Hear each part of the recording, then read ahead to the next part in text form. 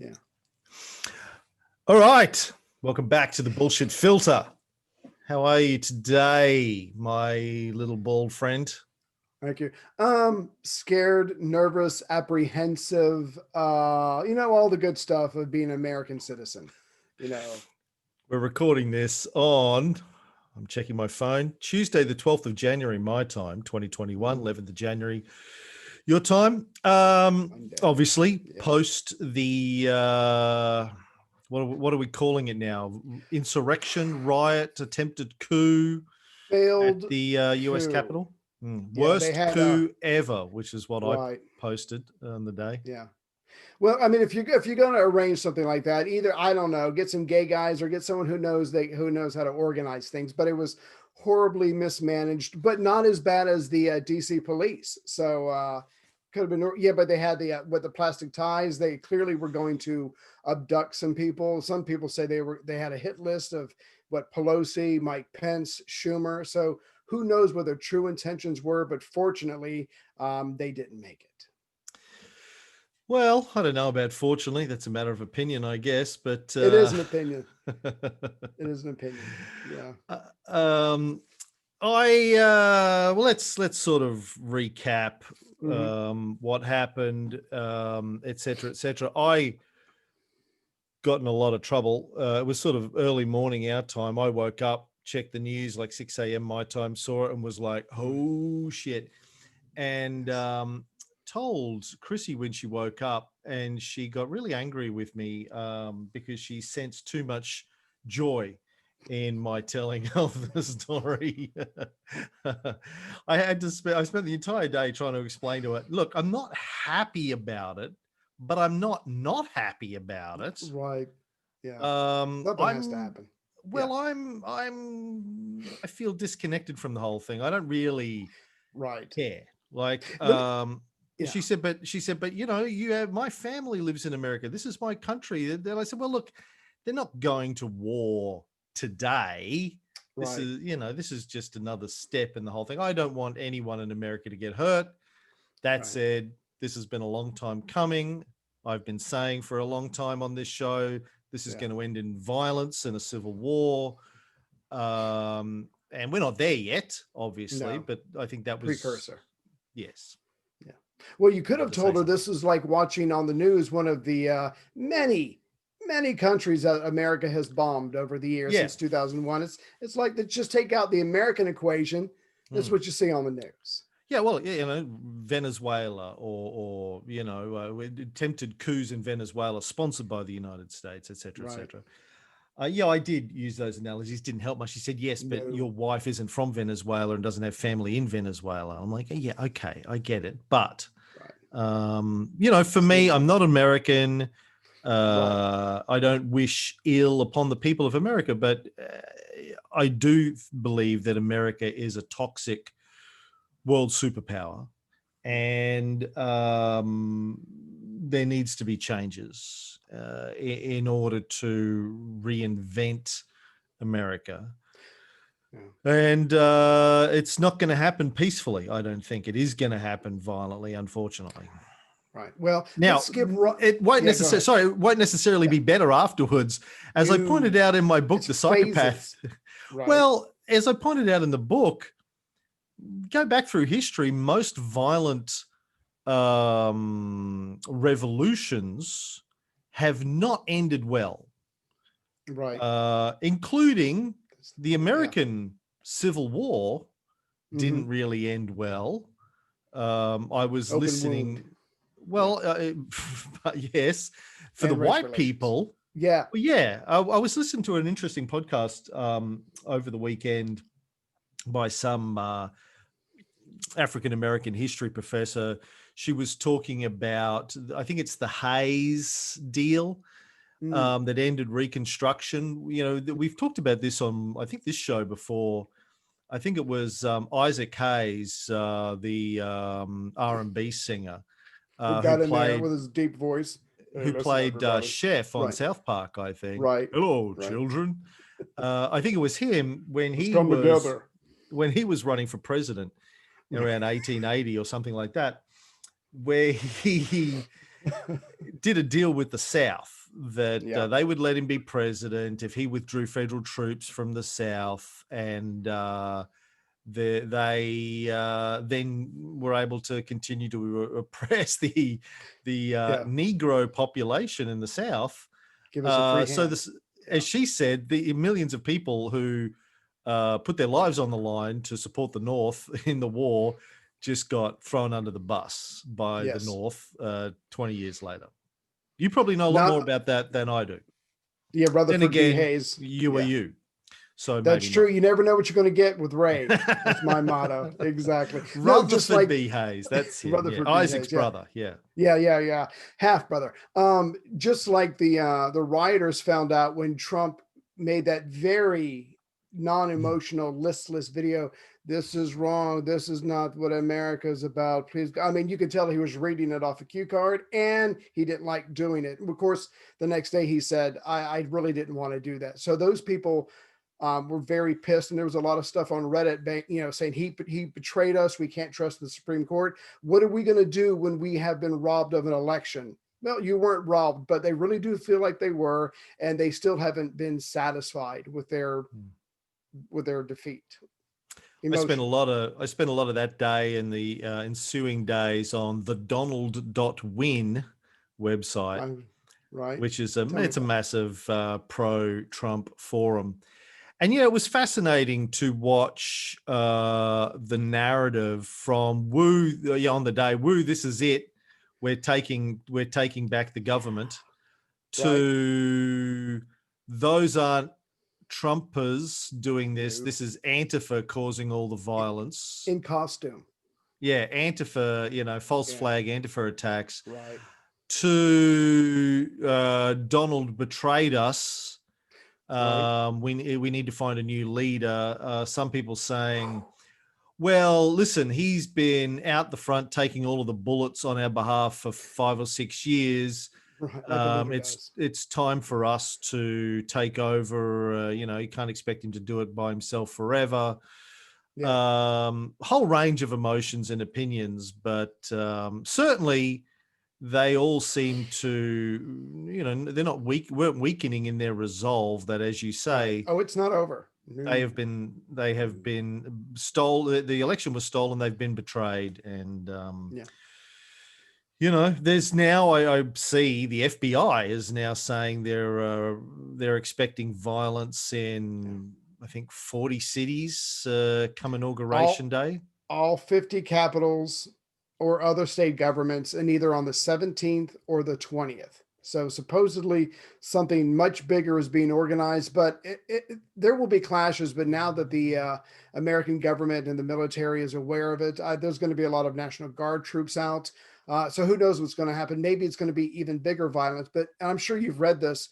A lot of off-duty cops from different parts of the country were the ones who were storming in to the Capitol. A lot of either retired military or reservists were amongst that crowd. So I don't know how much better I feel knowing that cops are going to be between them and me, or National Guards, because like we were discussing with Danny, I mean, those are the people that really do make up the Trump base in a lot of ways. And they're the ones who've got weapons and experience. So we'll see what happens. Just like this, we have no idea what's going to happen.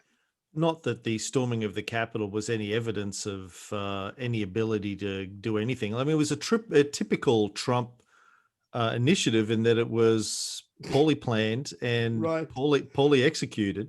Right. But I guess okay, so, I saw a lot of debate on Facebook that day and the day after saying, well, it's not really a coup. Coup light. It was just, it was coup-ish. Yeah.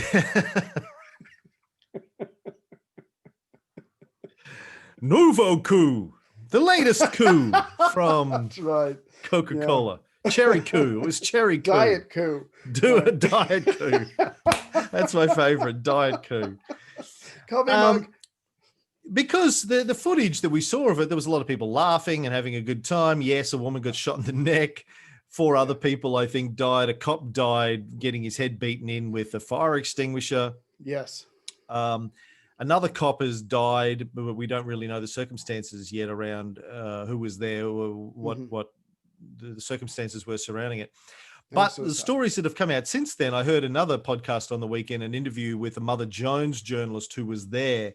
He Right. was talking about the violence that he witnessed and was threatened with, and heard the violent things people were saying about no one gets out of here alive. There was a hangman's noose. Yes. There's more and more reports coming out from eyewitnesses of violent rhetoric. People were carrying wrist ties, whatever you call them, zip ties. Straps, zip ties. There you go. But, and there was some pipe bombs discovered in a vehicle, I think. There were some weapons there. But, they weren't heavily armed to the teeth, as you would expect someone who's trying to take down the Capitol would have been. So it obviously wasn't, it doesn't seem to have been planned to be a violent overthrow. Right. But with all due respect, that's like saying, I'm going to rob this bank. I could use a gun. I'm only going to use a knife. I really don't want to hurt anybody. I might slap some people around, but my goal is to just commit this crime, but do it kind of nicely. I mean, it doesn't matter. They barged past the police. They went into to the Capitol building. Federal crime doesn't matter. You're right in that it could have been a lot better executed, a lot better planned, and a lot heavier, a lot more people with arms. It wasn't. I guess we should be grateful that it wasn't. But as you've been reading on the news, at least 80 people have been arrested. These people are facing federal charges. But again, that's not going to dampen what may come in the future, because if anything, those people are martyrs. I mean, they're heroes to the cause. 80 people out of thousands. They're literally using social media to find these people and then locate them. So that's why it takes a while. Yeah, but when they finally called out the National Guard, why wasn't the place circumvallated and everyone in there just put into vans and taken to Gitmo? It gets worse, because remember, they put in a 6 o'clock curfew. The National Guard finally comes out. The 6 o'clock curfew comes. There were people still standing around. Obviously, a lot of people had left. It was a lot more low key, but you would think just grab up everybody and throw them in a paddy wagon because we have a curfew. As far as I know, that either did not happen or it did not happen to a great extent as it should have, to send a strong message. So leniency. Again, if these people had been black, we would still be counting the bodies and scraping the blood off the wall of the Capitol building. Or white, but, protesting police violence. If it was a BLM thing, it would have been planned, like the defense of it would have been planned very differently. And the story about why there weren't more troops there has slowly been emerging. Right. I've heard various stories. So what's the latest? What have you heard? The latest that I heard when somebody was interviewed was that they weren't given permission for the National Guard to be called out, and they finally had to they couldn't get Trump, they couldn't get Mike Pence. I think it was it the Secretary of Defense that finally gave someone like that, a third tier cabinet official, as far as I know, which the normally Assistant Secretary of Defense, I think. Okay, there we go. I mean, that's literally how far down the line they have to go, but Trump would not give, because all he's got to do is nod or say yes, and someone's going to make it happen. He did not give it. Let's be honest. I don't think he wanted it to happen. I would really love to be in his head, because one, you and I know that Mike Pence did not have the constitutional authority to do anything. He was basically Vanna White going, whatever. He could not do anything, but Trump I wish he looked like Vanna White. Mike Pence dressed as Vanna White, getting kind of turned on, if you know what I'm saying. But I guess Trump convinced himself that Pence could do something, or if there was enough screaming and shouting, they would be intimidated and somehow overturn the election. I wonder what color the sky is in Trump's world. Yeah.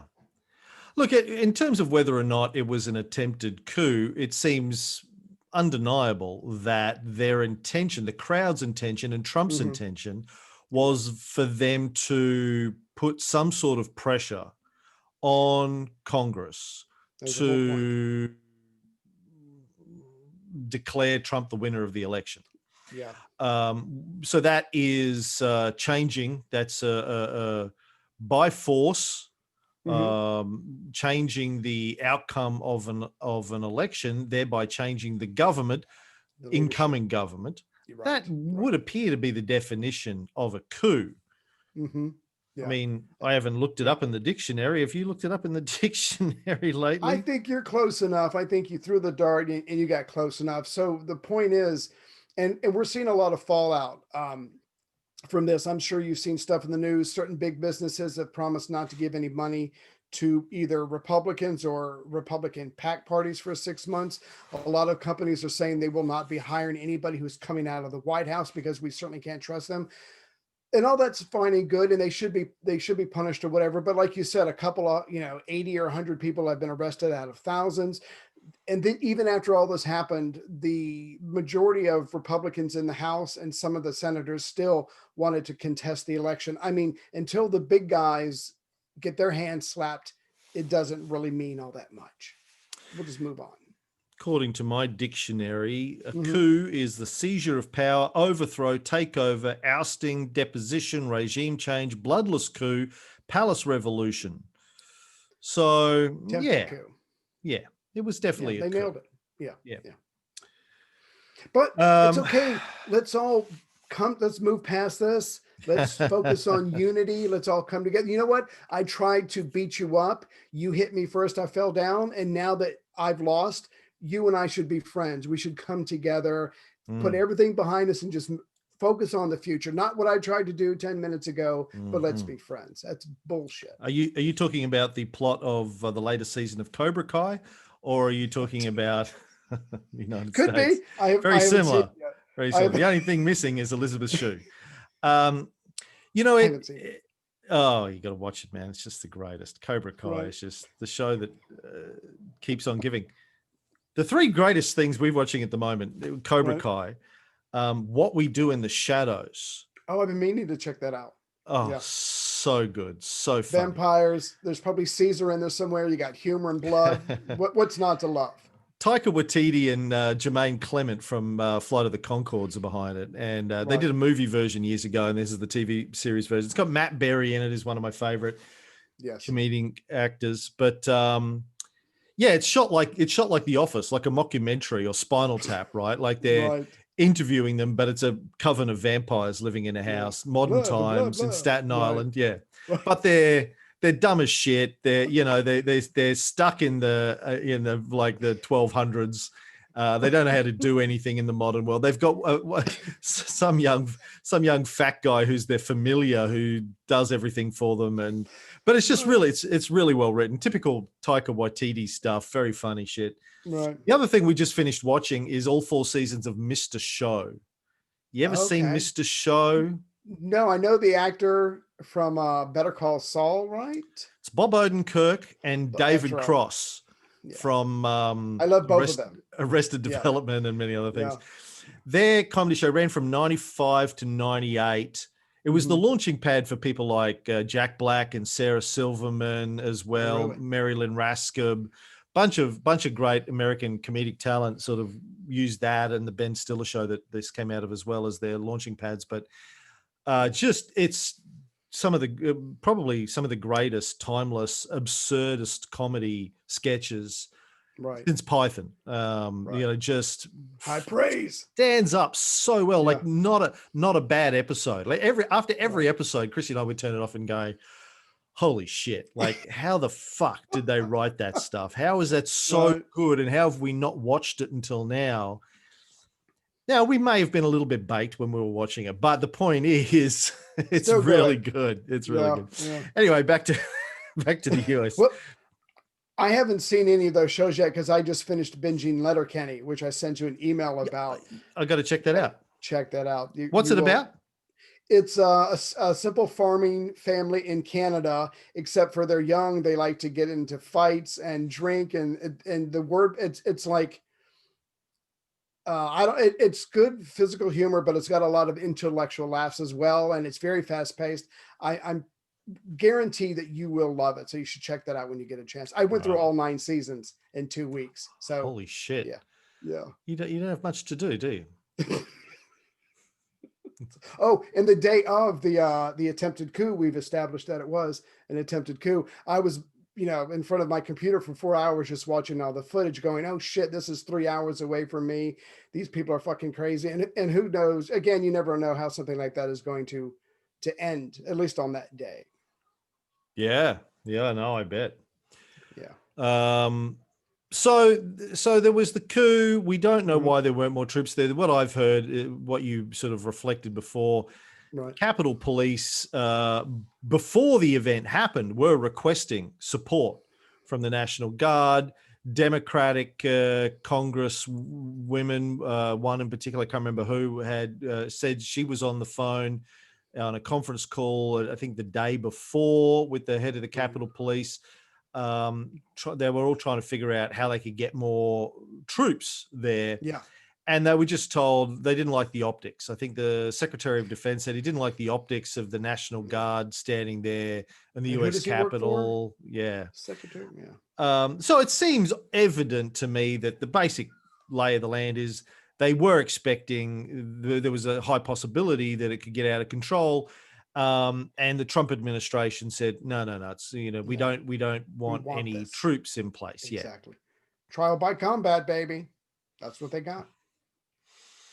So, of course, there's now talk that they're going to try and impeach Trump a second time. Wednesday. Right. And it will probably be successful this time. You have to imagine that even Lindsey Graham, Mitch McConnell, all these guys are just like, Trump is now completely toxic. Most of them are backing away from this.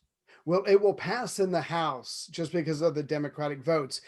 My guess is, for right now, it will falter in the Senate, so he won't be officially convicted, but it will certainly be closer than the last time he was impeached, and he will be the only president in history to be impeached twice. Are we tired of winning yet? That's the question. I'm pretty sure they've got a good chance of getting it passed in the Senate. I mean, I can't imagine many Republicans are going to stand up and defend Trump as a result of this. No, no, you're right. Not defend Trump, but it's a time for unity. It's time to come together. He's going to be gone in a couple of days. Let's not put the country through this. Let's come together. Let's move on. That's going to be the shtick they use. And at the end of the day, at the end of that speech, they're going to say, so therefore I have to vote no. Which is the same shtick that Biden's been saying about unity and coming together. So it's pretty hard for the Democrats to argue against that in some ways. Yeah. Well, whether or not he's successful, they're successful, in the second impeachment.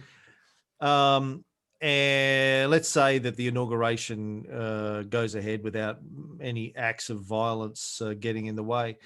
What happens next? I mean, I've been saying for a long time, I don't expect Trump to go away quietly. He's now been banned for life from Twitter. I'm not exactly sure of his current status on Facebook and YouTube. I know they pulled him down for a bit, but I think he might have access to YouTube again because he posted that fake concession video. Funnily enough, on the Donald.win site, they were all convinced, or a lot of them were convinced that it was a deep fake video, that it wasn't really him. And it did kind of look weird. It kind of looked because he was scared. It kind of looked a little bit green screened, like he was in a bunker somewhere and they were green screening the White House behind him. Yeah. Cheeseburger off screen, milkshake over there. But well, here's the thing. Let me try to answer that question. Yeah, go ahead. Well, I was going to say, why do you think he did the concession video then? If the day before he gave his speech saying, we will never concede, you just don't do it. Right. The next day he conceded and was all, you don't represent America, you don't represent us, to the rioters. And then you say that the following day he came out and recanted again and said, I didn't really want to make that video. Why do you think he did it? I think it was a perfect storm of things come together. I think there were enough people whispering into his ear, look, 4 people have died. They've got you and Giuliani on tape saying we're marching to the Capitol, which of course he didn't. He jumped in his limousine and went right back to the White House. But I think there was enough self-interest and fear at that moment for him to go, okay, yeah, I'll do it. Let me read it, get it done. And that second that it was over with, Trump's brain just started rolling the whole thing back. And it's like, I shouldn't have done that because I didn't mean that, whatever. I think it was just a moment of self-survival, that just washed over him, and he regrets doing it now because, like I said a minute ago, a lot of people are pissed at him for turning his back on them. Telling them to go and march on the Capitol and then rebuking them the following Yeah. day for marching on the Capitol. Yeah. Yeah, I think you might be worried about Pence invoking the 25th Amendment and having him removed Yeah. Well, for the how would you duration of his feel? term. Because we now know that Trump, at no point did he call and check on Pence. Hey, are you still alive? Did they find you with the news? The news, I told them where to find you. Whatever. There was no concern. And so those two not speaking to each other. But again, I don't think Pence has the testicular fortitude to do the 25th Amendment. It's not going to happen, which is why the House is moving forward on Wednesday with the impeachment process. Right. Yeah, I don't think he has either. Yeah. I didn't think he had the testicular fortitude to deny the Electoral College votes, and he didn't. And I don't think he's going to invoke the 25th either. Did you, just real quick, I have to ask, when they finally reconvened and they cleared the House, they checked for bombs, they got everybody out, and they reconvened, Pence gave a very, very short speech. Did you see that? I respected the hell out of him. It was only like, I don't know, maybe not even 2 minutes or whatever. But at the end of it, he says, let's get back to work. And he bangs the gavel. And he was pissed. He was scared. He knew where that was coming from because it was Trump who told him to all go there. And so I don't respect Mike Pence or his beliefs, but for that moment, I was like, this guy is worked up and he's going to make sure this thing goes through come hell or high water. And I loved him for that moment. He was going to certify Pence. that. Mike Pence vote. has been Trump's lapdog for 4 years. That's what's so ironic about it, because Pence was just as much danger as everyone else. I don't know. His emotions seemed up. And it wasn't just because his wife was around and he called her mommy. For whatever reason, he was as worked up as I've ever seen him in a non-sexual setting. Fuck him in the horse he rode in on. I mean, that's what happens when you play with psychopaths. Yes. They'll throw you under the bus in a heartbeat because they only care about themselves. Absolutely. Anywho, so, look, I've been saying this for a long time, but I'll repeat it just because I like to bore people. I don't think these divisions are going away. Biden can talk about unity all he wants. And this actually, the African-American history professor that I was listening to, she was saying, she was using this analogy, Biden talking about unity, we all need to come together. That's what Isaac Rutherford Hayes did. The same sort of thing, right? But there was never really any unity. She was saying when he did that deal, it basically allowed whilst the South knew that they had lost the war, they continued to believe, and many people continue to believe today, that they were on the right side of the war, even though they lost. Yes. By doing the peace deal with them and withdrawing the federal troops, it helped them continue to convince themselves that it was a victory in a way and that they were on the right side. Yeah. She's saying, if you don't go and squash this movement, every single one of them, and burn it out at its roots, my words, not hers, it's not going away. These people will continue to believe they're on the side of truth and righteousness. Yeah. So you have to burn it out. Yeah. And if I could just add on to something that you've been harping on for years, cui bono, even in the middle of a crisis, on the very day that the Capitol was being stormed, there were certain groups on social media using that to promote getting more people to join them, more registrations, getting more donations. Never forget that even though this is a crisis, it's still a money-making opportunity for some. So there's another reason it's not ever going to end. But you asked a couple of minutes ago, what comes next? Here's the best I can give you based off personal firsthand experience. When Obama was elected, I just assumed a whole bunch of white people in the South and other places were going to be pissed. But let's be honest, Obama was one of the whitest black presidents there ever was. I mean, he behaved himself. He was the only black president there ever was. But you know what I'm saying? He towed the line. He towed the white line. He did, he was basically, he had a lot of policies of Bush who came right before him. So the point is, it didn't matter. People that I'm related to in South Carolina were so pissed. They were more than ready to vote for Trump no matter that he's not qualified or whatever. They were so angry that a black man desecrated the White House. They were going to go full the other way, Really? which is Trump. That's Yeah. Oh that's yeah. really how they were, like, just the That's black how. man sitting in the Oval Office is And desecration, Michelle Obama ipso facto. they were pissed at Michelle Obama as well. So here's my answer. Biden probably can only do one term. If he's smart, he'll only do one term. He turns it over to Kamala.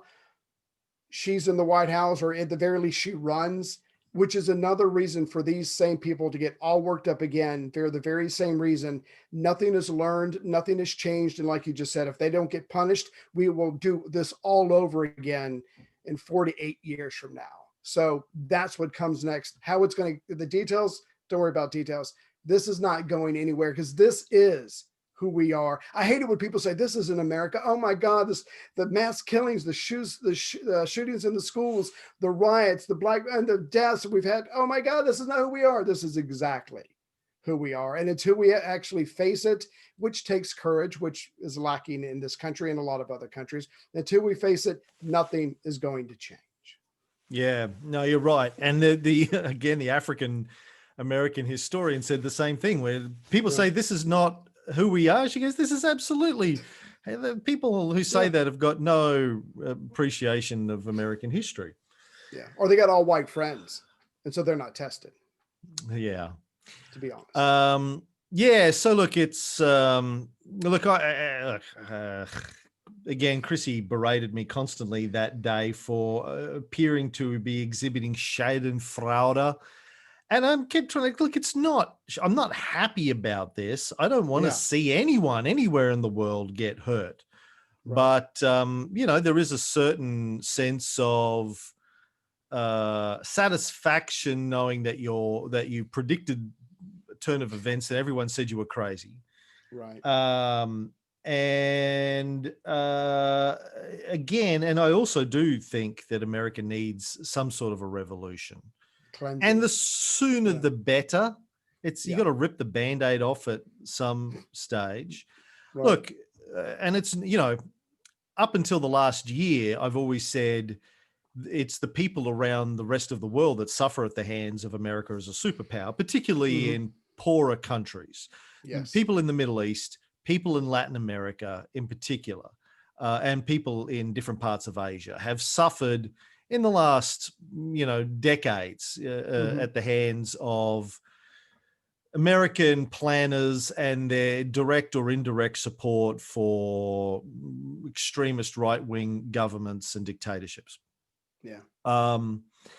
But of course, in the last year, 350,000 Americans have died as well as a result of your domestic politics. Yeah. And that's not going anywhere. So Americans desperately need a change. And again, I don't think it's Republican versus Democrat thing. Democrats obviously think, well, everything's okay now that Biden's going to be in the White House in a couple of weeks. Right. But and whilst I'm sure he will do a better job in many ways that Trump did in utilization of science towards handling things like pandemics, you've still got a massive chunk of the population that aren't going to give a rat's ass what Biden says or does or promotes. You're not going to get those 70 million people who voted for Trump on board unless there's, what you need is re-education camps. You need to go to Xi Jinping and say, listen, those Uyghur re-education camps, we now suddenly think they're a good idea. What we need to do is build re-education camps around America and put everyone who voted for Trump into a re-education camp. I mean, what do you do? You got to, well, they're free to have their opinions. I mean, you got to look at what Germany did after World War II. I mean, they weren't like, well, we're free to let the people be Nazis. It's a democracy here. If you want to be a Nazi, you can be a Nazi. No, they went, sorry. Shut it down. Shut it down. Sorry. And no longer Japan acceptable. Well. Yeah, shut it down. We are no longer militaristic. Fuck that, because that got us our ass kicked. No more. Yeah. And that was, that shutting it down in a democracy which West Germany and Japan, became more of after, Germany was already a democracy, obviously, but Yeah. it was accelerated. Some new structures were put into place, all heavily supported by the United States, like planned, engineered, orchestrated by the United States in both cases, Tons with of guns cash. pointing at them. That helps. And tons of cash. Yeah. Completely happy with the idea of shutting down freedom of speech and freedom of political opinion and thought when it verged on extreme right, fascist, or militaristic behaviors. Yeah. Well, I guess the one thing that scares me is that all elections from now on, all presidential elections and probably congressional elections, they're all going to be pretty much decided by a couple thousand votes, 51 to 49%. That's just who we are as a country. It's all going to be like that. And every time someone's side loses, they're going to say, oh, well, if it was that close, maybe there was some fraud going on. And so we're no longer going to trust our own elections, no matter how many people say are certified, no matter how many times it's recounted. And so this is just the cycle that we are on now. Everything it's a do or die, all or nothing, never believe the other side. And if they win, they absolutely cheated. I mean, that is a recipe for disaster. We're just going to keep boiling over until, like you said, a civil war of in some form is going to happen. But yeah, unless there's some, I don't know. We would have to be attacked by a third party country to even have a maybe we can beg Canada to attack us. I don't know. But we would have to be attacked by a third party to even have any chance to come together, because only an outside threat would do that. But it's quite scary, the direction we're going in. And I think we're speeding up all at the same time. Yeah, it's it builds on itself. Yeah. I posted an article the other day by an Australian journalist, Stan Grant. Stan's a bit of a legend here. He's been around a long time. He's an Indigenous Australian, used to host a news show here. These days, he's the international affairs analyst, I think, for the ABC. He wrote an article called "The Sick Politics at the Heart of This Week's US Crisis Goes Deeper Than Donald Trump." And I really like this. It articulated well what I've been trying to say in a clumsy way on this show for many years. Let me read you bits of it. This week's insurrection in Washington has been shocking, but not at all surprising. It's part of a long, deep unraveling of America. The angry mobs storming the Capitol building reflect a broken country where tens of millions of people have traded the American dream for American carnage and no longer know what truth is. American politics, business, and media have been complicit in delivering the US to this moment. The sad scene of a country that billed itself as a beacon of democracy, always contestable anyway, now tearing itself apart, has also revealed the hypocrisy of those condemning it. Former President George W. Bush says it is a sickening and heartbreaking attack on democracy. America, he says, resembles a banana republic. But this is from a man who pushed the idea of Saddam Hussein possessing weapons of mass destruction as a pretext for the invasion of Iraq. His lies led to more than 100,000 Iraqi deaths, upturned the Middle East, setting off unending conflict, and cost the US $2 trillion. Bill Clinton says the attack on the US Capitol building is fueled by 4 years of poisonous politics by Donald Trump. This is Clinton, who as president disgraced the White House, perjured himself, and became only the second president to be impeached. Donald Trump became the third. While Trump peddles his conspiracies of election fraud, remember Hillary Clinton told Democrats there was a vast right-wing conspiracy trying to destroy her husband's presidency. American political leaders have been playing loose with the truth, deepening partisan divisions and whipping up anger amongst their supporters for decades. Trump has exploited sick politics, from Richard Nixon's Watergate lies and corruption to Bush and Clinton. The road leads to Donald Trump. The president's dangerous delusions and his crazed followers should remind us that America has always teetered on the edge of collapse, a nation born in crisis and awash with bloodshed. Let's not forget it was created by revolution, torn apart by civil war, and has seen presidents assassinated. The 1960s were marked by violence, revolt, and political killings, and they lit the fuse for division and tribalism. America is locked in a perpetual culture war, lacerated by class, race, and faith. It goes on and on and on, but it's a really good article. I highly recommend everyone reads it because he again perfectly articulates what I've been trying to say for years is Trump is not the problem. Trump is a symptom. And I said the same thing about George W. Bush. He wasn't the problem. He was a symptom of this underlying, these fundamental underlying problems in the United States. And I just can't see anything clearing it up without, as you said, either a foreign power intervening or a civil war. Yeah. The one thing that I found interesting, and I think this was literally right before the mob broke into the Capitol, was, and this proves in that article that this is not something that's new. This is decades old. There were a lot of Republicans who were throwing around the word socialist. We have to safeguard our country, our policies, our government, our schools against socialism or whatever. And I'm thinking, how is that sexy nowadays? But again, it's, if you're on the right, it's your go-to voodoo man. You scare people with socialism, whatever. Even though the Cold War is over, even though Russia's collapsed, people still use that word. It's something evil. It's something bad. It's something corrupt, and it will take everything you have away from you. Even though the Republicans give themselves massive tax cuts, we spend way too much money on military. I mean, there's plenty of ways to ruin a country. Let's try ruining it the socialist way by helping people and having universal health care and helping with infrastructure and all that kind of stuff. I don't get how that still works, but the fact that they're still using that word as a boogeyman just shows that nothing's really changed since the time of Nixon, since the time of Reagan. Since the time of FDR.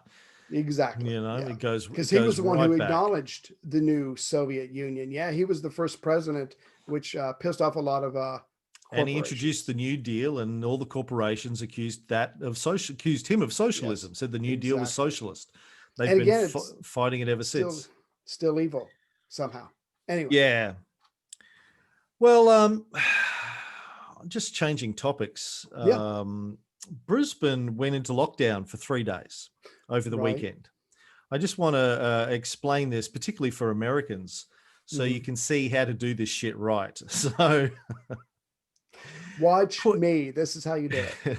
Well, I had nothing to do with it. I get credit Australia. to our politicians. Yeah.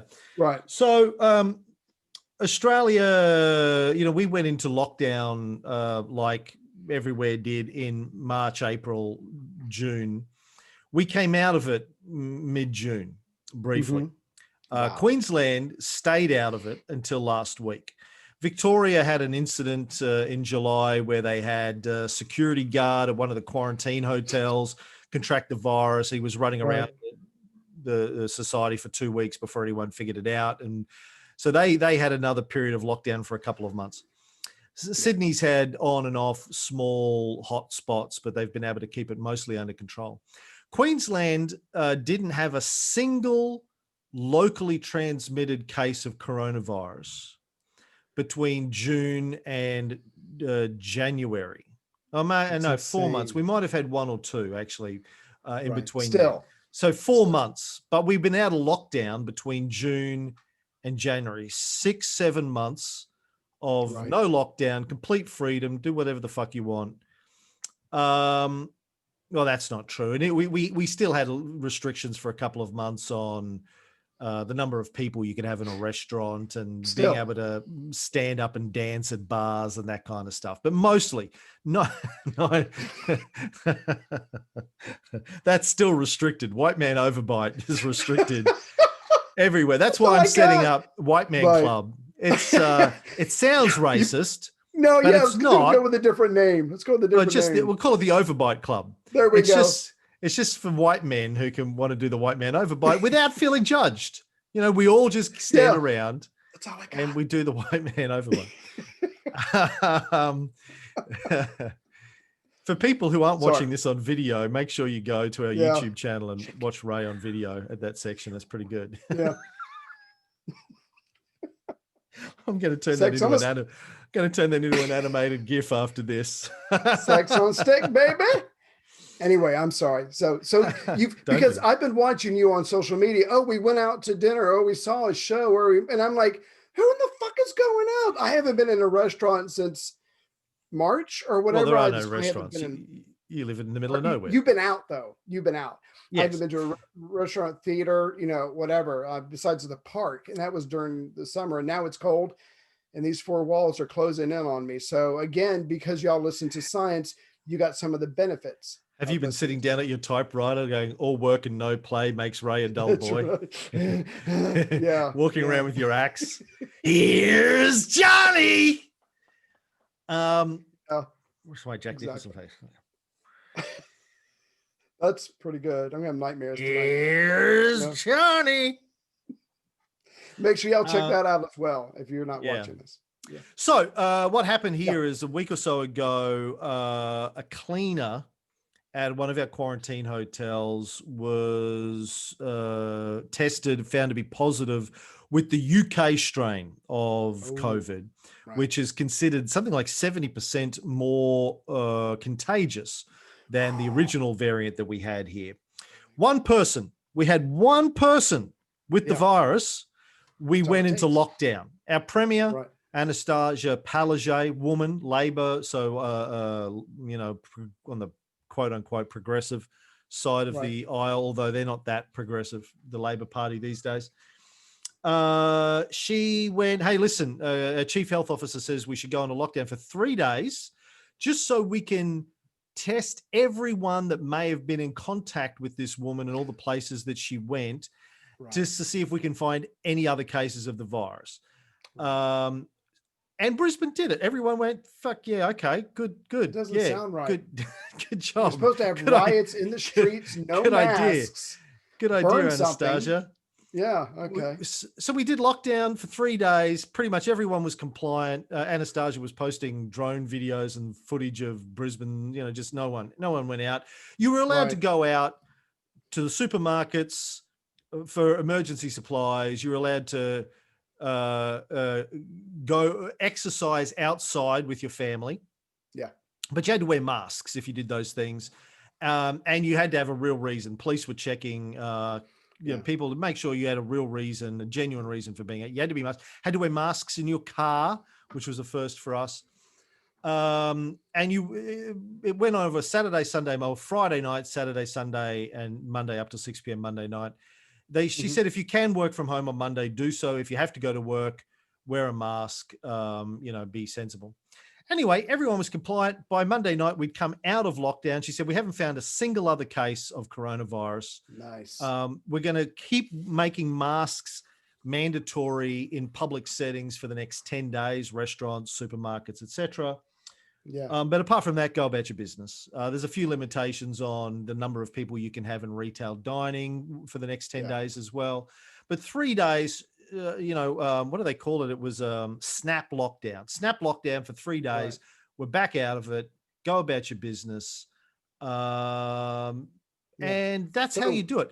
We did find last night it was announced that the cleaner's boyfriend, is also tested positive with it, but he's been in quarantine for the last week anyway. So they're not really worried about that. So that's how you do it, people. The rest of Australia, when we went into lockdown, the rest of the states put border bans on anyone coming in from Queensland. We've got a lot of border bans in place anyway, because there was another minor hotspot breakout in Victoria a week or two ago. I couldn't go. I was supposed to be in Melbourne over the weekend for a QAV event. I had to pull the pin on me going down. The event went ahead without me, which everyone seems to have been quite happy about. But they literally were going, you were missed, but not that much. Yeah. Oh, you weren't there? I was like, do you want me to zoom in? They're like, no, it's good. It's good. Tony's there. We don't need you. So we had some border restrictions. Yes. You're the Ray of that group. Yeah, I am. Nice. Tony was telling me the other day he does about 4 hours of prep per episode. And I was like, don't do so much work, man. Why are you doing so much work? And then I realized, high five. Sounding like you. Yeah. High five, Cam. But see, Tony was saying, no, I feel responsible that I have to do a good job, and I want to make sure I give them good answers, and I want to, I was like, holy shit, I've become the Ray of this show. So with everything you just said, I cannot answer why roughly 50% of the Americans, if there had to be, Virginia is now on lockdown. It's, whatever. If they announce some extra special lockdown, I have no idea. Automatically 50% of the people in the state or any part of the country would automatically go, no, you can't do that. It's my right not to wear a mask. I can't breathe. You can't tell me what to do. I don't get the mentality. I can't explain it except for all the crap we've been hearing for decades about individual rights, state rights, and specifically, and I don't want to put too fine a point on it, but basically Trump from the very beginning, for him, masks were, I don't know, the jury's still out on that. I'm not really sure it's such a big deal. And Just because of inject that, bleach into your lungs instead. yeah. Even if Trump was to say now, everybody start wearing masks, I think it's too late. I think it's baked in that they would go, no, it doesn't feel right. I think that's a deep fake video of you telling us to wear masks. I think his being wishy-washy on it from the very beginning destroyed any legitimacy. So that's where we are. And it's not going to change. Yeah, and then you had people like Mike Schneider. And now, by the way, Mike Schneider, obviously, after we didn't have him on the show last week because he pulled out, he bitched and moaned on Facebook, saying that we besmirched his reputation. You were on the thread where he said, "No, I'm too busy. I can't make it." Right. Full of activities, something like that. Yeah. Too busy. Yeah. So he pulled out. I just want to be clear on that for the record. Anyway, when I posted that we were coming out of lockdown and that we stopped it, he said, "You can't stop the virus. You can only slow it down." I was like, no, we stopped it. We stopped it back in June. We just stopped it again, and we will keep stopping it when we have breakouts. I would love to see it where we don't let them even get out of the hotel quarantine. I think we could do a much better job on managing that. Could be tighter. Because all of our breakouts in the last 6 months have come from people somehow getting out from people in hotel quarantine. Right. But you can stop it. He goes, well, maybe it's easier because you're an island. It's got nothing to do with it. It's a big island. Yeah, but it's got, look, every nation has border control. Whether you're an island or you're not an island, you have border control, right? Yes. You get to decide who comes in and who doesn't come in. You have people sneaking over the Mexico border. We have people sneaking in on boats, coming in from Indonesia and places like that. We all have the same thing. Maybe coming in over the border is maybe a little bit easier than coming in on a boat, but not by much. We have to stop people coming in from boats. Well, we don't have to. I actually would say we shouldn't stop people coming in because we've got a big fucking country. I'm saying, come on in. Come on in. We'll make you feel loved and cared for and make you a productive member of society, and you'll thank us for it, and you'll be a productive, contributor to the economy, and your kids will be productive for it. Member. You'll be like one of those immigrants. It's like, I'm so grateful that Australia accepted me in, and now I'm paying taxes and my children have got a good education. And anyway, it's another story. Right.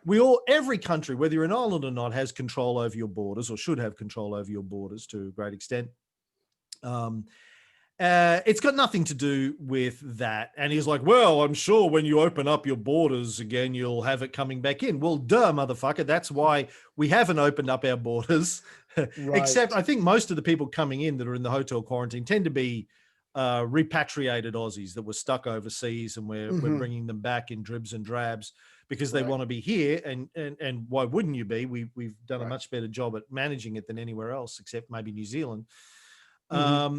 It's got nothing to do with islands. And yes, we shut our borders because that's a smart thing to do in a pandemic. That's rule number one in a global pandemic, is you close your borders. And we close our state borders on and off as well as required. And it causes a lot of problems for people wanting to visit family and vacations and that kind of stuff. But better than dying. Pandemic. Well, yes, it's a pandemic. So I'm sorry that it's inconvenienced you. But that's just the way it is. When there's the plague, it is a little bit of an inconvenience. It would be equally inconvenient if we had 1 million people dead in the streets. Yeah. Did you see I'm sorry, I can't remember if it's Hulu or Netflix. I think it's Netflix. There's a documentary on the early phases of the pandemic in America. I finished watching that the other night. I'll try to look it up, and when you post this, I'll put a link or the title on there. I just want to tell you one quick story from that. So early on, when Jared Kushner was put in charge of was it mask? I think he was trying to get masks, because remember the way the story ends is he's like, when we grab up all the masks, it's for the federal government. It's not to pass out to the states, which pissed everybody off. But here's the real quick story.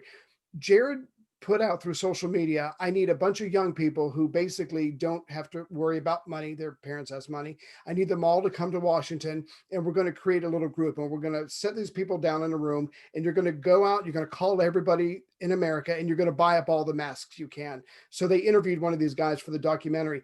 He and about 10 or 11 other people spent 4 or 5 weeks calling. They did not buy one single mask the entire time. They were never given purchase order numbers. The whole thing was a stage. It was all fake. It didn't lead to anything. But Jared said, I've got people on it. We're doing this, and we're getting as many masks as we can to be ready for this. And that's just one of the 25 examples of how the Trump administration Why didn't they buy masks? They weren't really there to buy masks. They weren't giving purchase orders. They weren't told who to call. They weren't told any of the protocols of how to access or spend government money, or to make an agreement with a private company and the government. It was all for show. But there's pictures of Jared with a room full of young, dedicated, eager people on phones, on the computers, and they didn't do anything for 4 to 6 weeks, and they all eventually just went home. It was one of the more incredible parts of the documentary. Do you think at any level behind the scenes, the Trump administration was saying, well, the people most at risk are Democrats, Yes. overweight black Yeah. people, Yeah. and Not my old voters. black people. Not my And voters. yeah, Yeah. we'll be fine. Yeah, I absolutely think that. And just give me 30 seconds to get on my soapbox and tell me which, and I think you will probably agree with this, but the pandemic could have been Trump's greatest moment. He could have gone out there and goes, you know what? I'm not a scientist, but I just talked to a whole bunch of scientists, and holy fuck, this shit is real. And if it gets here, we're in a lot of trouble. I'm gonna jump on Congress's ass. We're gonna get out checks every month. We're going to do lockdowns. We're going to do masks. I'm going to produce all this thing. We are going to come together as a nation never before. This is our biggest challenge since World War II, and together we are going to kick the shit out of this vaccine. We're gonna deal with this virus, and we're going to come together, and I'm going to lead you through this. It could have been his greatest moment. He could have ended his presidency as a hero. He could have been one of the greatest presidents in the history book. He would have easily been reelected. He did not do any of that because it wasn't about him. It's not sexy. And like you just said, it was affecting the right kind of people at first. That could have been his moment for everybody in this country to love him. And he didn't do it because it wouldn't have been any fun. I think he could have done that. And that is exactly what Scott Morrison, the Prime Minister of Australia, did to an extent. I think our success in handling the virus has got more to do with the state premiers, our version of governors, than Morrison. But Morrison mostly did the right thing. Yeah. And I got zero respect for Scott Morrison. He's a complete cunt. Not least because he's a happy clapper fundamentalist evangelical Christian, but just because, he's bad people. His treatment of Indigenous people, his general policies regarding the poor, the less privileged, asylum seekers, the economy, all of that kind of stuff has been very, very poor. However, and his mishandling of the bushfires at the beginning of last year, where he went on holiday to Hawaii when half the country was on fire, said, not my problem, not my problems, for the premiers to handle it. He learned from that. And when the virus hit, he did demonstrate leadership. He stood up and he said, listen, I know nobody wants to do this, but we have to do this. We have to take this seriously, or it's going to completely fuck us. Here's our chief medical officer. This is what he says. Let's all just take this shit seriously, lock it down, try and get through it as quickly as possible. We're going to go into lockdown for 6 weeks. I think we might be through it in 6 months if we do a good job. And the premiers jumped on board and all took it extremely seriously, locked our borders down, put massive controls in place about, social distancing and all that kind of stuff. And Scott Morrison, he hasn't had a re-election yet. He's coming up for re-election in the next year. He may do well out of it. We'll see. It may play to his favor, although he's sort of fucked up along the way as well. But we'll see. But yes, this is the time in great times of great crises is when you see what your leaders are made of. Obviously, Trump failed. Boris Johnson failed. I think pretty much the leaders of the entire world so far, outside of Australia and New Zealand, have got an F on their report card for their handling of the pandemic. Yeah. Well, you say F. I mean, we've only got 352,000 dead. So, yeah. Maybe and they keep saying the worst is yet to come. And I'm sure you've been reading reports about our rollout of the vaccine. That as well has been shit. So this is not going to be over within 2 or 4 or 6 months. We might be looking at another year. That's just this is who we are as America. I heard the other day that you'd hit a new record high of over 4,000 deaths in a single day. Just over 4,000 deaths in one day. And yeah, when you get like 230, 250,000 new cases a day, you're going to get those kind of numbers. And I right before I came on the show, there was a couple of it wasn't senators. There was a couple of House representatives that got COVID while they were in lockdown, hiding from the rioters. And so they were all forced into a small room together. So now someone in that room had COVID because there's a couple of new cases there. So it just adds on. But this isn't going to stop anytime soon. We could be looking at a whole nother year of this. Of course, it is fake. So it's a hoax. So it's okay. Sorry. And I'm seeing people in Australia continuing to post that on Facebook too. A former business partner of mine, back when I started Motherload, Guy was my business partner, who I've known for 30 years. He's always been a really smart guy. All of a sudden, he's become a crazy conspiracy theorist, and he's going on about, it's all overblown, and they're spreading fear and blah blah blah blah blah, taking your rights away. Yeah, and going on, that's one thing we haven't talked about. So we should finish up by talking about this. The banning of Trump from Twitter and the banning of Parler on the Apple store, the Google store. They've been kicked off of Amazon Web Services now. I did mention before that, look, I'm all for freedom of speech. I have a very, very high tolerance for freedom of speech and difference of opinion, political opinion, social opinion. I'm dead against shutting down opinions that we don't agree with. I'm dead against shutting down people for saying things that are socially awkward or socially unacceptable. The whole cancel culture stuff. I'm dead against all of that for obvious reasons. I say a lot of stuff people don't like. That said, there has to be a line somewhere. And the famous thing is, shouting fire in a crowded theater. I've been trying to explain this to a number of people on Facebook over the last couple of weeks. There is no absolute freedom in any society that I'm aware of.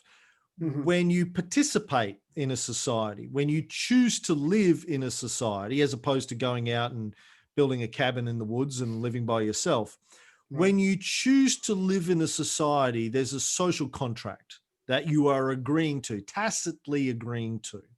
That social contract is, I am going to benefit from living amongst other people who will provide me with goods and services that will make my life easier and better. And what I'm giving up in order to live in that society is absolute freedom. I can't walk down the street and jerk off into somebody's plate of food as much as I would like to, because that sounds like a lot of fun. I can't do that and expect to get away with it. There will be consequences. Yes. I can't rape. I can't murder. I can't do dangerous things like drive my car 200 kilometers an hour down a street. I can't, in my country, I can't walk around carrying a weapon any weapon. I can't carry a knife. I can't carry nunchucks. Certainly Right. can't carry a gun. Badass. Sorry. I can't carry shurikens. Right. Or a bazooka. There are certain things you just can't do Right. in society. That's the trade-off. Yeah. You Social can't construct. do things, social contract. Right. You can't do things that will put other people at danger at a reasonable level of danger. Yes, you can drive a car, and yes, cars are dangerous, but we've come to an agreement in society that we're willing to tolerate the level of danger that cars represent right within limits. certain limits, Yeah. because of the advantages that they provide us economically and socially. Right. There are trade-offs, right? And it's the same with, lockdowns and wearing masks. No, you don't have absolute freedom to not wear a mask, because by not wearing a mask, you're putting other people at risk. If it is decided by our chief medical authorities, chief health authorities, that it is unsafe for people to walk around for a period of time not wearing masks, then you should abide by that, because you have a responsibility to the polis. You have a responsibility to society. As a member of society, you have a responsibility. You have you should have a sense of community about you, where you are responsible for looking after the people around you as well as yourself, as long as in doing so you're not severely restricting your own ability for happiness and to fulfill your own needs and desires. There's a balance, there's a trade-off. And I think it's the same with services like Parler. Now, Parler, as far as I understand, was funded and established by the Mercer family, who also were one of the primary funders of Trump's campaign.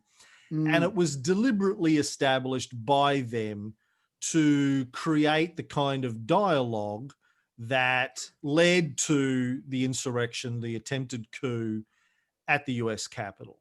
Right. And the reason AWS and Apple and Google, et cetera, have been kicking Parler off their services is because they say, listen, we have terms in place. Part of those terms are that your platform cannot be used to incite violence. Yeah. You have to have moderation in place to make sure that any discussion that's about inciting violence or extreme levels of intolerance are removed promptly. And if you aren't willing to do that or can't do that, and in every one of these cases, as I understand it, Parler refused to abide by these terms. They were given warning, they refused to abide by it, so they were removed. Now, yes, is that limiting freedom of speech? Yes, it is. But we don't have absolute freedom of speech in this country, whether or not it's a corporation providing the platform or the government providing some sort of, freedom to stand up in a park on a soapbox and bitch and moan. Yeah. One of those is constitutionally protected in your country. We don't have a constitution in our country. Well, we do, but it's different to your constitution. We don't have a Bill of Rights attached to our constitution, I guess is the right way of putting it in this country. Yeah. And freedom of speech is not protected in our constitution. We don't have a Bill of Rights protecting it either. All we have is legal precedent. But freedom of speech anywhere has limits on it, and you can't use that to incite violence. Now, flip side to that is I do believe in violence. I believe violence is necessary. I believe a violent revolution historically has been necessary in many occasions to overthrow an entrenched, powerful, oppressive government. The only way to remove a powerful, oppressive government that has the military and the police force on its side is through violence. There is really no other way. I mean, you can do a whole Gandhi thing, but anyone who has studied that period knows that it wasn't Gandhi's peaceful protests that removed the British from India. It was a combination of violent movements in the country and the devastation of the UK by World War II. They had to pull out of all of their Yeah. global imperial conquests to various extents because they just couldn't afford to maintain them anymore. And they'd already leached all of the money out of India anyway. There was it was what do they call it? The where you get where you keep investing more and more for getting less, cycle of diminishing returns. Yeah, diminishing returns. Yeah. Well, I'm sorry, go ahead. I'm spent. Well, just the other night, Heather and I were watching the latest episode. Well, the latest episode for us for Bridgerton, and they go to the Duke's house. He's got this massive house, multiple wings. Just one room is actually longer than our entire house. And just to ruin it for my wife, I imagine you do this for Chrissy all the time. It's like, a lot of the money it took to build that castle, and that's exactly what it is as a castle, comes from opium running. It comes from slavery. It comes from going to other parts of the world, taking their resources and bringing it back here and not paying shit for it because you got it at the point of a gun. And so it's 100% profits. And so you can afford to build amazing castles like this all over England. And so she hit me, but that's not the point. The point is that's why capitalists have colonies to go and rape the land, as far as minerals, as far as the people, as far as everything.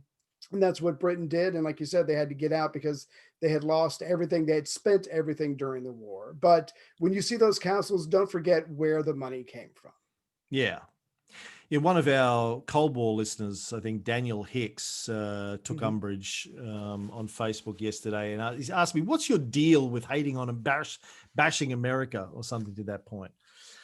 And he said, "Look, we may have hegemony, but we've used it for good. We've tried to spread democracy and empower people, and all this kind of stuff." I was like, good, "Well, that's a very favorable way to position it." And right. Just, and I've said this before, and I know people get sick of me beating up on America, but mostly Americans, and like fucking tough. Like, I really don't care that you get tired of me beating up on America, because America's been beating up on the world for 70 years or 100 years. So just fucking get over it. Like, who gives a shit that it hurts your feelings? And not me. Snowflake. Yeah.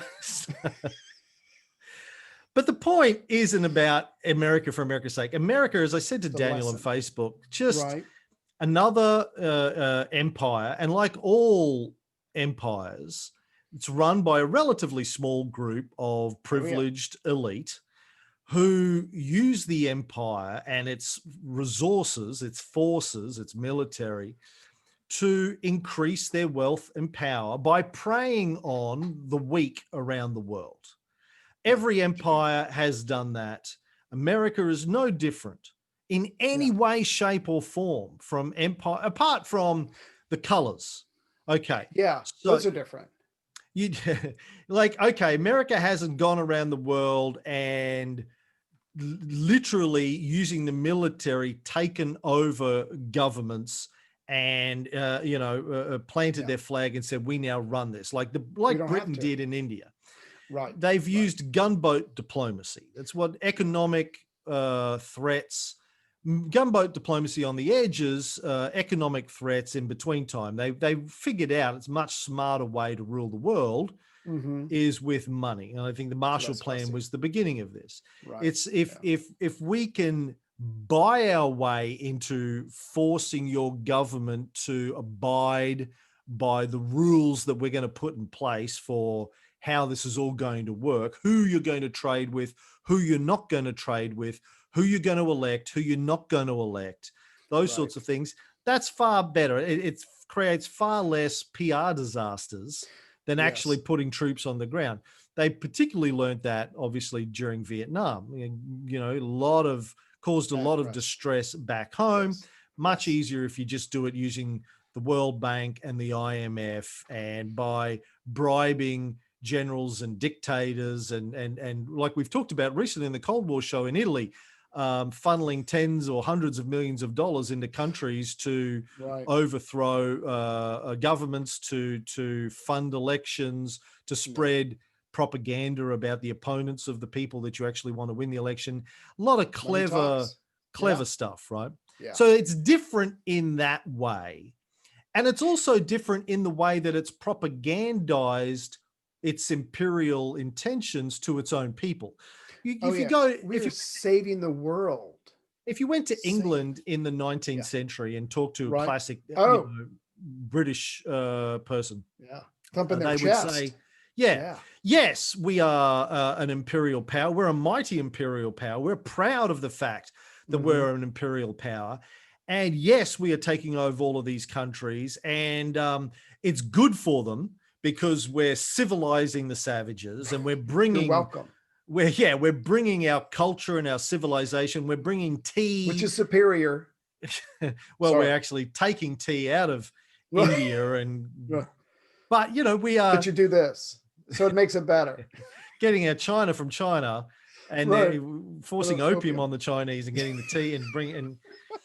Yeah. They were proud of their imperialness. Yes. The French during Napoleon's reign in the better days were proud of the size and the might of their empire and the extension of their power. The people, were believers in empire, and better that it's us than somebody else's empire over us. With America, particularly during the 60s, it became very unfashionable for America to demonstrate openly its empire. So it's had to propagandize internally that we're doing it, as Daniel Hicks said, to spread democracy and empower the people. Absolutely. It's the Americans have been conditioned that no, we're the good guys. This isn't even an empire. Yeah, you're welcome. Well, see, and the one plank of that I most love, looking back, obviously, is like, since the end of World War II. Look, we don't want to be doing this. We'd much rather leave you alone and just focus on ourselves like before the war. We don't even like other people. Let's be honest. We're reluctant heroes, but the communists, we have to go out and we have to stop them. We have to contain them. And if that means controlling every other part of the world, that's unfortunately what we have to do. I don't want to be here. You don't want to be here, but that's who we are. We are reluctant heroes. And that is how Americans perceive ourselves. And as we've explored on this show and on the Cold War show, there was an enormous amount of money, time, and effort spent over decades and decades and decades building that propaganda and drilling it into the minds of generations after generations of. It's common sense now. Americans. To us, it's common sense. And it leached outside of your shores, as I've pointed out many times, and I pointed out again to Daniel. I grew up with that kind of thinking from American media that I consumed. Right. In my 20s, I was right-winger. I voted for our conservative politicians. I read conservative literature. I read Ayn Rand. I read Milton Friedman. I read Nixon's books. I read Kissinger's books. I read biographies on Ronald Reagan. I admired Ronald Reagan. Yeah. I was Michael J. Fox on love him.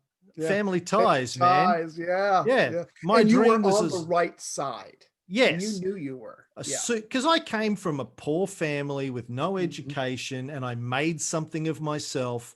I put on a suit. I got a briefcase. I went to the big city. I worked hard. I made more money than anyone in my family had ever made. I was making, in my late 20s, I was making more money in a year than my father made in 20 years.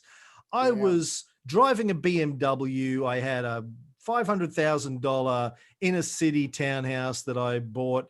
I had shares. I had a portfolio. I was flying business class around the world, or first class often. I had, a corporate card I could use to do anything. I worked for one of the biggest and most admired companies in the world. I was living high, and I told myself, I did this.